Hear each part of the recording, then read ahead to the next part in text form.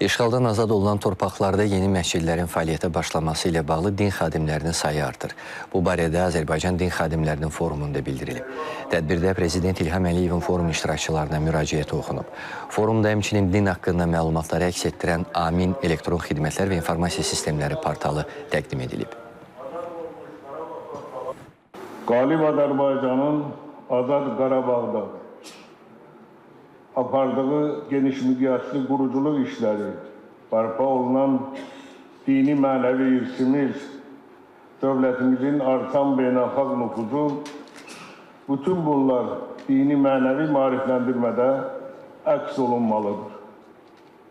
Və din xadimlərimiz bu şərəfli gerçəkləri insanlara ən yüksək şəkildə çatdırmağa məsuldurlar. Təəssüflə qeyd etməliyik ki, bu mürəkkəb tarixi dövrdə din amili bəzən məqsədli şəkildə cəmiyyətləri parçalamaq üçün istifadə edilir. Amin elektron xidmətlər və informasiya sistemli portalının əsas məqsədlərindən biri də dini maarifləndirmə işini daha mükəmməl səviyyədə təşkil etməkdir.